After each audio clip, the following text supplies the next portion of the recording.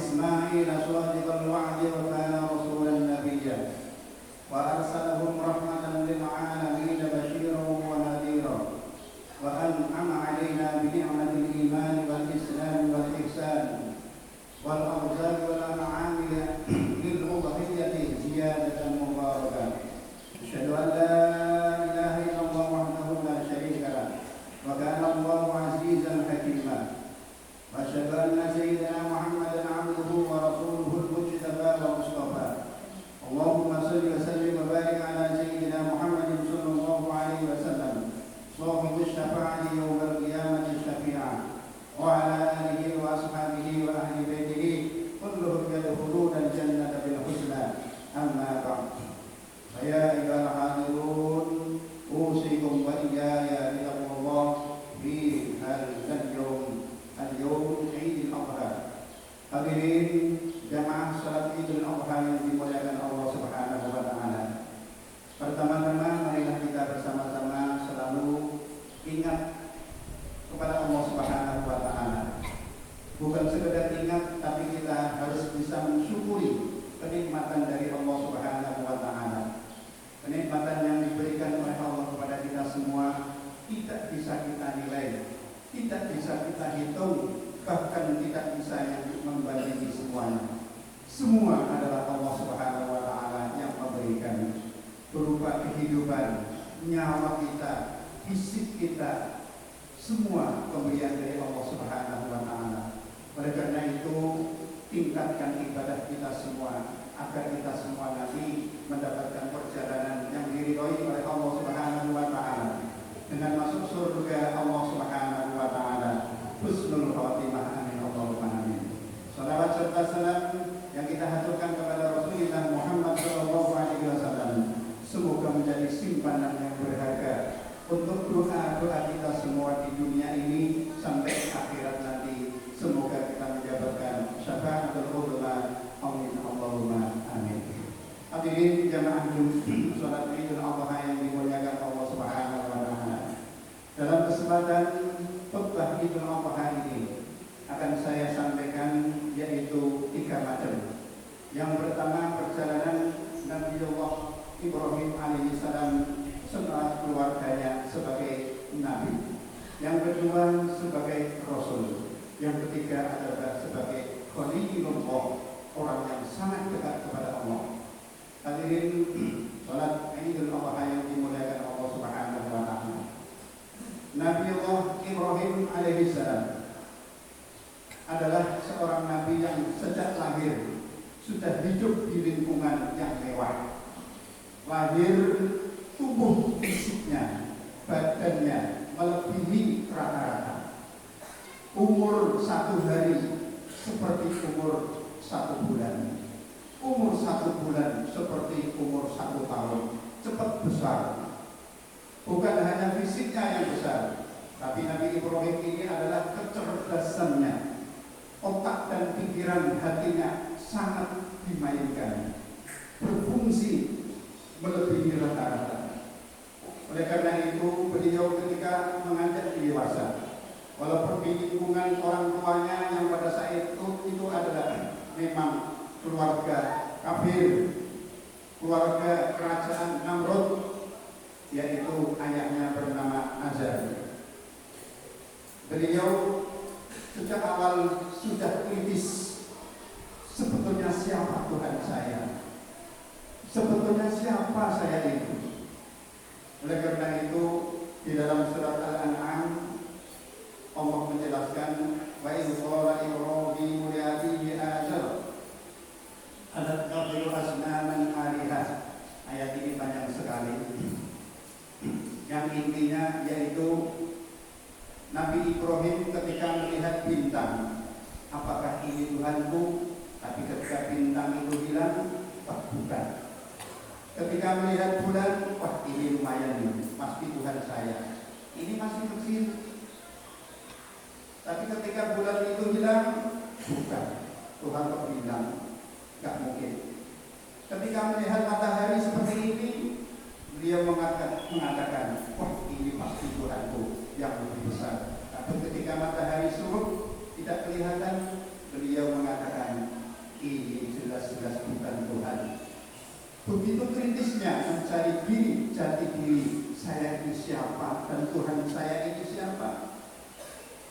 Berjalannya waktu beliau ini hidup dengan ditemui oleh malaikat Jibril alaihissalam. Malaikat Jibril menemui Nabi Allah Ibrahim selama hidupnya 40 kali. Lalu Nabi Musa 400 kali pertemuan dengan malaikat Jibril. Lalu Nabi kita Nabi Muhammad SAW pertemuan dengan malaikat Jibril selama 24.000 kali. Terbanyak. Oleh karena itu Nabi Ibrahim setelah mendapatkan bimbingan dari malaikat Jibril yakin sehingga ketemu Allah Subhanahu wa Ta'ala. Setelah itu beliau akan menjadi nabi. Setelah menjadi nabi, hidupnya sangat hati-hati, rumah tangganya sangat hati-hati. Yang pertama dikaruniai oleh seorang istri, Siti Sarah. Hidup selama bertahun-tahun tidak diberi keturunan, sehingga menikah lagi dengan Siti Hajar. Menikah dengan Siti Hajar, Allah langsung kasih keturunan, yaitu Nabi Ismail alaihissalam, yang sekarang menjadi potret perjalanan ibadah kurban kita semua ini. Nabi Ismail berjalannya waktu, setelah itu baru Siti Sarah, istri yang pertama Nabi Ibrahim ini, sekitar 15 tahun. Dari kelahiran Nabi Ismail, Siti Sarah hamil dan melahirkan, yaitu Nabi Ishak alaihissalam. Oleh karena itu jangan kaget antara istri pertama itu pasti mempunyai kecemburuan yang sangat besar, iri dengan istri yang muda, Siti Hajar. Oleh karena itu sampai sekarang pun masih terjadi iri, yaitu orang-orang Yahudi yang nasabnya kepada Nabi Ishak alaihissalam, ketemunya Nabi Ibrahim. Nabi Ismail menurunkan sampai Rasulullah SAW. Sampai sekarang orang Yahudi tidak akan ketemu, tidak akan senang kepada umat Muhammad SAW. Orang-orang Islam seperti kita jangan kaget, karena sudah terjadi di awal rumah tangga beliau. Tapi bagi kita semua itu perjalanan. Contoh, mari kita ambil yang terbaik. Hadirin jamaah Idul Adha yang dimuliakan Allah Subhanahu wa Ta'ala. Nabi Ibrahim ini seorang yang dermawan, tidak eman-eman, mempunyai sapi korban sapi, mempunyai unta korban unta, mempunyai kambing korban kambing, sehingga masyarakat sangat menyukai.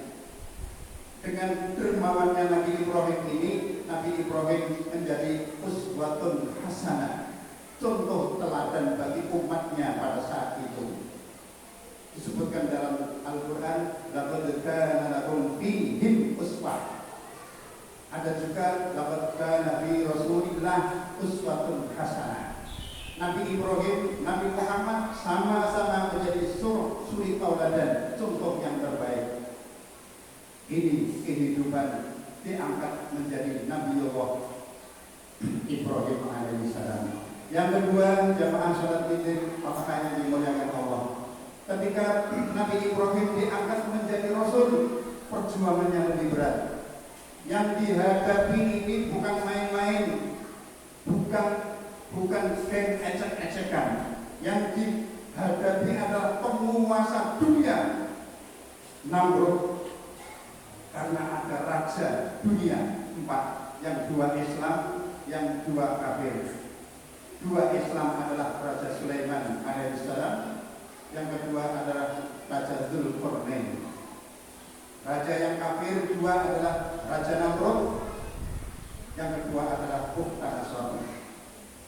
Yang dihadapi Nabi Ibrahim ini penguasa besar, pengaruhnya sangat besar. Di situ Allah memberi kekuatan kepada Nabi Ibrahim, keyakinan kepada Nabi Ibrahim. Kekuatan Nabi Ibrahim selalu disuplai, diberi oleh Allah Subhanahu wa Ta'ala. Bayangkan, menghadapi Namrud pernah dibakar dengan kayu beribu-ribu tumpuk, beribu-ribu truk.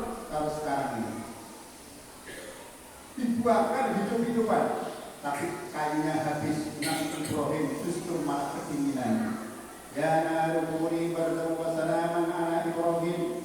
Hai api, kau yang memberi panas aku, jangan sampai kau memanasi Ibrahim. Sekali itu api langsung dingin, walaupun kelihatan si jago merah, tapi dingin.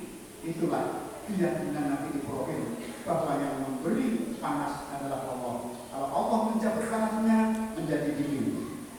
Seperti kita ini harus mempunyai nafsul kamilah. Kata ahli sufi, ahli thariqah, begini dan nafsuliyah, ada situ nafsul kamilah, yaitu jiwa yang sempurna. Isinya ada 3: ilmul yaqin, ainul yaqin, wa haqqul yaqin. Ini dimiliki oleh Nabi Ibrahim. Keyakinannya dengan Allah 100% tidak diragukan lagi. Alladzi khalaqani wa huwa yahdin. Aku yang diciptakan Allah dan Allah yang memberi hidayah aku. Walladzi huwa yut'imuni wa yasqin. Yang memberi makan Allah, yang memberi minum aku Allah. Wa idza maritu fa huwa yashfin. Ketika aku sakit Allah yang memberi obat, yang menyembuhkan, dan sebagainya dan sebagainya. Ini keyakinan Nabi Ibrahim. Tapi kadang-kadang kita ketika sakit berpikirnya bukan Allah. Nah, tolong panggil dokter, nah. Ini dokter pribadi, ini dokter spesialis, ini dokter yang paling nomor 1. Kadang-kadang Allah ditinggal. Marilah keyakinan ini kita kedepankan, nomor 1-kan Allah Subhanahu wa Ta'ala. Ketika kita nanam padi, hanya Allah yang akan menumbuhkan padi sehingga berbuah padi. Ketika kita mencari uang, kepada Allah lah kita meminta sehingga perjalanannya nanti Allah yang mengarahkan. Keyakinan inilah yang dimiliki oleh Nabi Ibrahim alaihissalam. Ketika menghadapi Raja Namrud pun tidak takut mati, dihukum tiga. Bahkan yang dihadapi adalah ayahnya sendiri. Ayahnya Azar ini adalah pegawai kerajaan yang nomor 1, elit, membuat patung-patung untuk disembah seluruh manusia. Kok anaknya jadi Nabi Rasul Ulul Azmi? Bayangkan Pak, kita jangan menjadi orang yang kecil hati. Didiklah anak kita agar menjadi orang yang soleh sejati, solehah sejati. Kita mempunyai contoh. Jangan kita minder, orangnya aku nggak bisa apa-apa. Paling anakku ya paling nanti kerja makan. Jangan. Nabi Ibrahim ini anaknya orang kafir, bahkan gembongnya kafir, sampai mati meninggal dunia pun masih kafir. Tapi Nabi Ibrahim dipilih oleh Allah Subhanahu wa Ta'ala. Jangan takut mendidik anak untuk menjadi soleh, dan jangan takut mendidik anak nanti kelaparan. Kamu kerja apa nak? Nanti kamu makan apa? Jangan. Nabi Ibrahim ini tidak mempunyai sarjana, tidak, tapi menjadi orang yang kaya raya, ketekunan, keulitan. Setiap produk kecil bisa diolah menjadi besar. Kambing 1 bisa menjadi ratusan, sapi 1 bisa menjadi ratusan, unta pun digembala sehingga menjadi ribuan unta. Ketekunan mencari nafkah ini sangat kita hormati. Contoh yang paling hebat Nabi Ibrahim dicontoh oleh Nabi Allah, Nabi kita Muhammad SAW. Jangan menjadi orang yang pemalas, jangan menjadi orang yang hanya pasrah. Ini yang ketiga, yang terakhir adalah melihat Nabi Ibrahim ini adalah Khalilullah, orang yang sangat dekat kepada Allah, melebihi kita dengan anak kita, melebihi kita dengan istri kita, sangat dekat dengan Allah. Sehingga pada suatu saat beliau ingin tahu, ya Allah, ini dalam surat Al-Baqarah ayat 260, ya Allah, aku ingin tahu, katanya besok kalau mati akan dibangunkan lagi, akan hidup lagi. Aku ingin tahu ya Allah, bagaimana caranya Engkau menghidupkan manusia yang sudah tidak punya daging lagi, sudah balungnya, sudah tulangnya, sudah kocar kacir, sudah kadang-kadang sudah hancur semuanya. Bagaimana Engkau menghidupkan manusia menjadi manusia lagi ya Allah?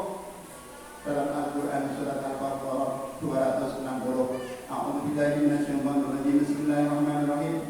Wa idh qala Ibrahim rabbi arini kayfa tuhyil mauta qala awalam tu'min qala bala walakin liyatma'inna qalbi qala fakhudh arba'atan min at-tayr fasurhunna ilayka thumma ij'al 'ala kulli jabalin minhunna juz'an thumma da'uhunna ya'tinaka sa'ya wa'lam anna Allaha 'azizun hakim. Sadaqallahul 'azim. Al-ayat kurang lebih yang artinya ketika Nabi Ibrahim bertanya kepada Allah, ya Allah, bagaimana Engkau menghidupkan manusia yang sudah mati?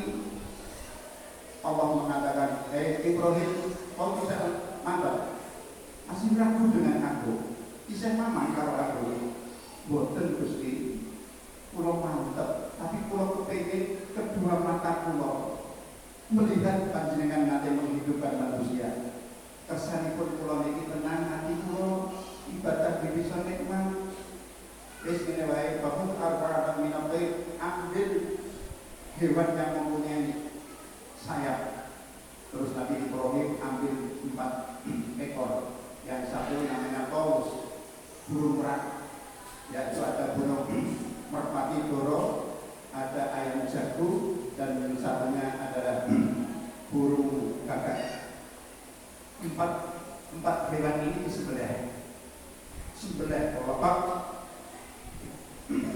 diolah, kepala itu bisa, dodoman kepala itu bisa, hati itu bisa, kepalanya itu bisa, diaduk jadi satu. Terus bagaimana ya Allah? Kamu sebar gunung Ketan sidik, gunung Kolong sidik, gunung Kidul sidik, gunung Lor sidik. Terus gimana ya Allah? Panggil, hei Toro, gunung Merpati, sini. Cakare teko, suwine teko, pertemuane teko, ususé teko, keri ndase. Pluk teko. Datang burung. Jago ya ono. Jago rene. Teko jagone tuk suwi teko, rembolo teko, api teko, gitu, usus teko, gitu. Cakare teko, simbole teko, terakhir ndase teko. 4 burung ini datang. Ya Allah Gusti, aku mantep Gusti. Caranya begitu. Caranya wonten mangke jenengan uripe kula. Dadi kula jenengan benjang para bapak ibu, nek wis mati, sampeyan dina kiamat, urip tenan. Urip wis kene mriki. Kene mriki. Ana sirahe, ana tangane, ana kakike, ana dodone, ana sembarang komplit. Kula jenengan urip tenan. Cuma aku berbedaan ya Pak. Ono sing lainnya kaya penak, ono sing lainnya kaya monyet, ono sing lainnya kaya babi, tergantung amale. Ono sing gegere borong, ono sing lakune linglang-linglang, ono sing lakune gudi, macam-macam, melakukan lesot dan macam-macam. Itu bisa cara Allah menghidupkan kita semua. Oleh karena itu Rasulullah Muhammad SAW mengatakan, la yakhruju ruhul mu'min hatta yara makanahu minal jannah wa la yanzuru ila walidayhi wa auladihi walakin yanzuru ila iskil makan.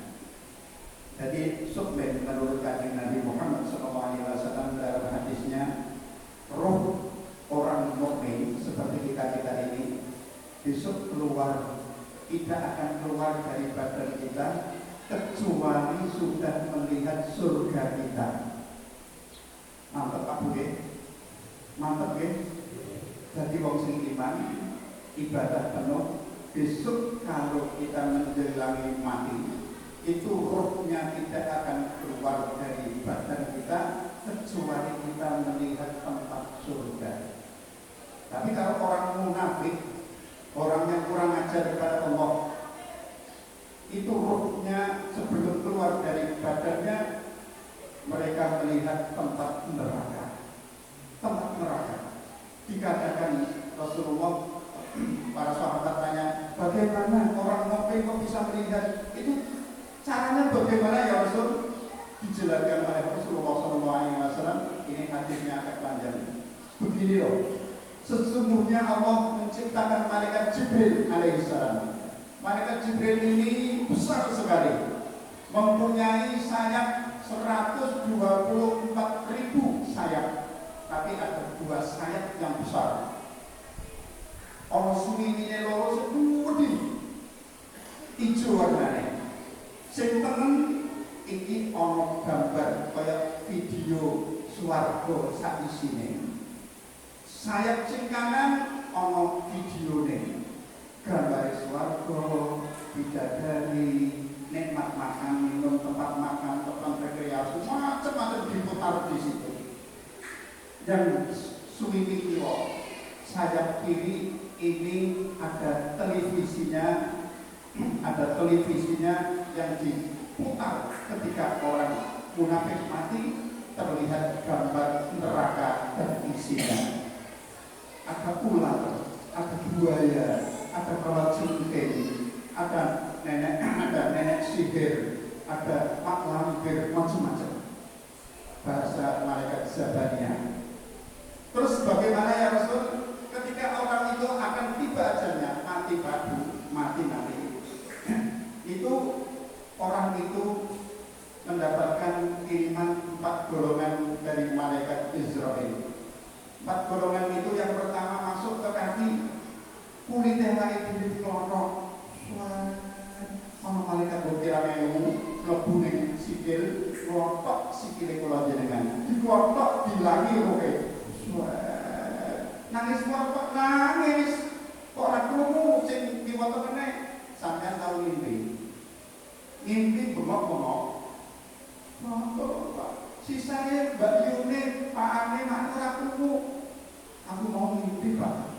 Ini bilang yang mana jauh, tapi kok orang kerumunan. Itulah, kalau badan sudah dipisah dengan roh, badan tidak bisa menyampaikan apa-apa. Sama tahu mimpi kan? Itulah, nanti setelah diambil rohnya dari kaki menuju ke lutut, jempol, uang bisa sakorek, tapi rada sungguh. Terus malaikat jin pasukan kedua masuk lagi. Lalu sampai dengkul tekan cikuk rohe di situ. Nangis tambah, nangis terus mereka saking loro. Bahkan Nabi Muhammad SAW pernah mengatakan, aku sampai sekarang masih merasakan sakitnya nyawa keluar dari roh. Terus malaikat yang rombongan ketiga masuk mengambil roh dari perut ke dada. Tambah loro. Pasukan malaikat yang keempat dari dada sampai tenggorokan. Tambah loro meneh. Akhirnya jangan ini, ojo kakek yang roh mati jangan. Iku roh yang jenenge nazar. Nah pada saat itulah orang itu nek wong ahli ibadah, wong mukmin, delok suatu kalau Gusti kok ayu-ayu ning ngono kok ganteng-ganteng ini orang mangan enak-enak suatu kok isi komplit ono pesawat, ono kapal pesiar kok enak-enak jadi makane nunggoni, pangane nunggoni, anake nunggoni gak tahu karena ingin masuk surga pada saat itu juga.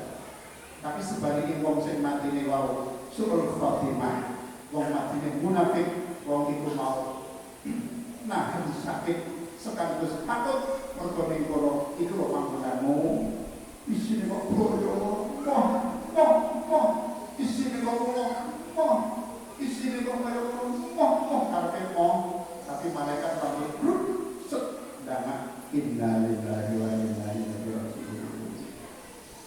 Mulane kan Nabi ngendikan tuba liman kana qabluhu rawdatan min riyadil jannah.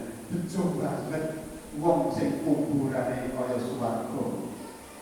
Oke itu liman kana qabluhu kufratan min kufaratil niran. Cilaka banget wong sing mati ning kuburan manggon ning kaya dene pelataran geni, pelataran neraka. Nauzubillah nauzubillah. Itu sudah dilihat oleh Nabi Ibrahim, itu sudah dilihat Nabi Ismail, itu